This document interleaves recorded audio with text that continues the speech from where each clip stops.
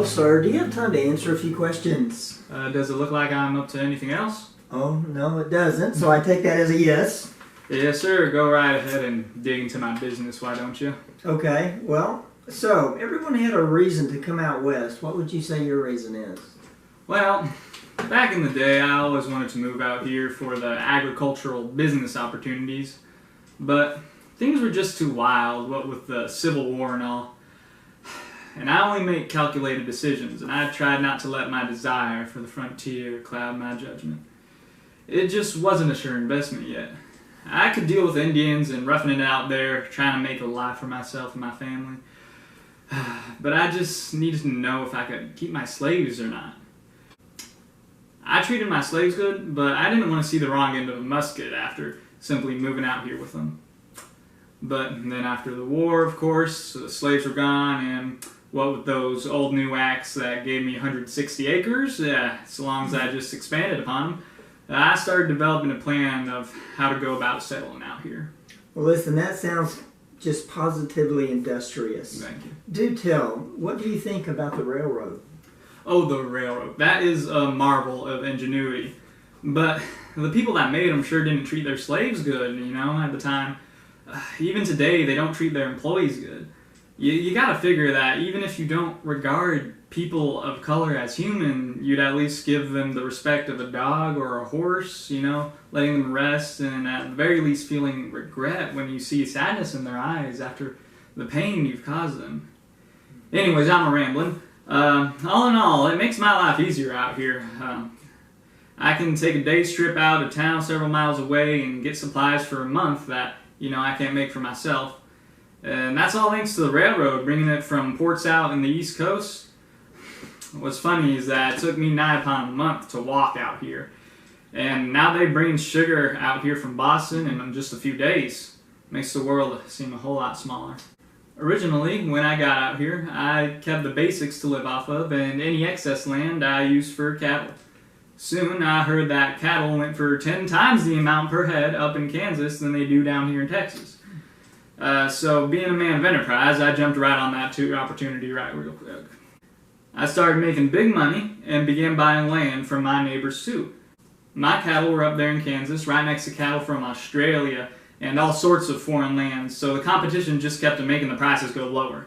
Soon I just couldn't compete with the price, so I sold my land. It ended up going to this huge cattle company from farther down south, and they used this area for a while to keep their cattle for the night when they ran them up to the railroads.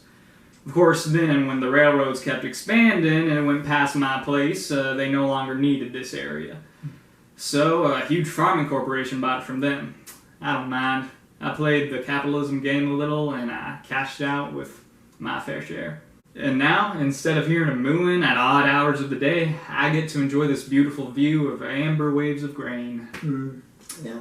Well, how did you go about driving cattle to the railroad when you owned them? Oh, well, the same as everyone else did. I hired cowboys. I started out doing the work myself, though.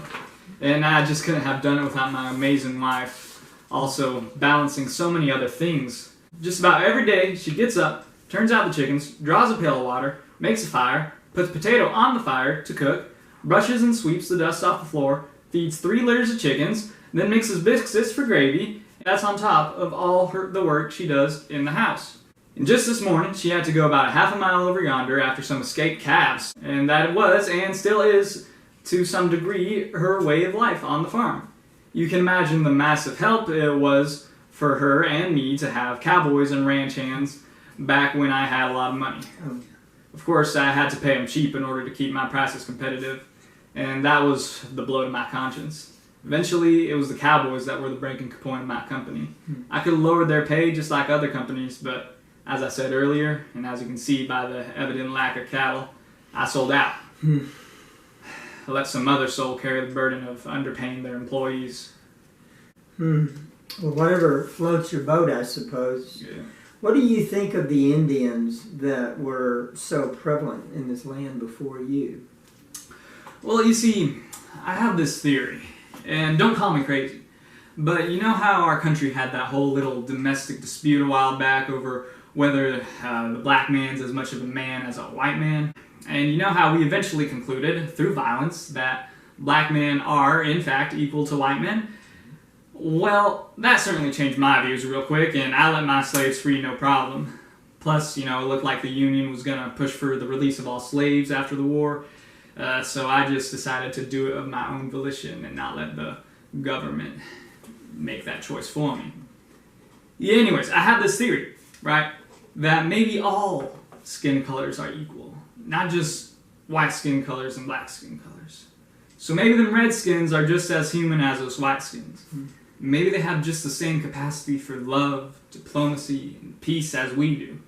Of course, if that were the case, it'd mean that we're also the same as them, and we have the same capacity for war, hatred, and savagery that we project onto them.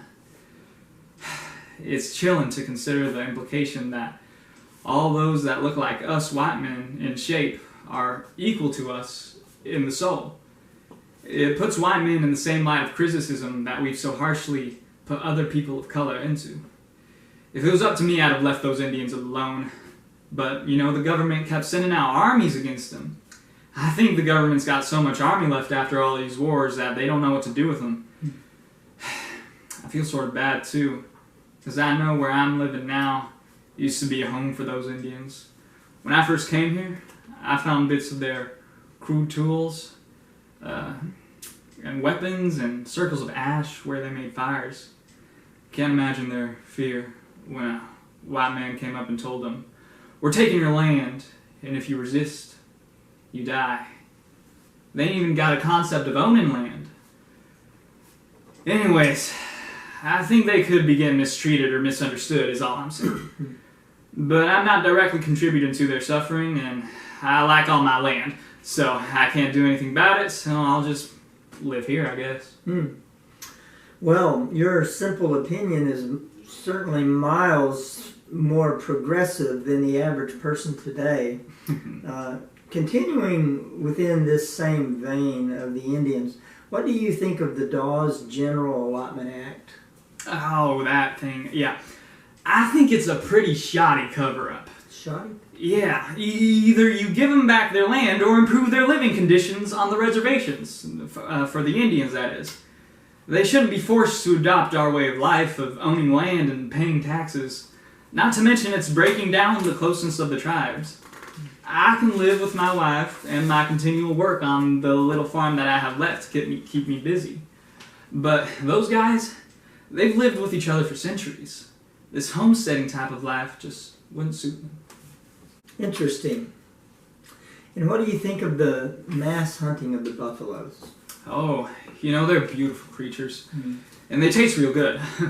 But these people hunting them, they've got to realize that buffalo ain't last forever. I think they obliterate them beasts faster than they fornicate, if you know what I mean. But, and I know they grind their skulls into fertilizer too. But I say dirt's dirt. You don't need fertilizer. You just got to know how to work it. Of course, the farmer that bought my land would beg to differ, but he's entitled to his opinion. Buffalo do taste amazing. Yeah. This is my final question, and it's a bit personal, but why did you stay around? Oh, well, I always knew selling out was a possibility. So I put my house close to the main road in such a way so I could keep it, and I did keep it. Plus, I got everything I need here. Town's expanded and the roads have gotten better, so now it's a relatively shorter and more comfortable carriage ride to get what I need. And this place has a lot of memories too. I plowed these fields. I've driven cattle across those plains. This is my home. There's blood, sweat, tears, and pride on these lands. I wouldn't trade it for anything else. Well, it sure is beautiful. Thank you. Well, I better mosey on down the trail. Thank you for your very insightful words, sir. My pleasure. And I bid you adieu.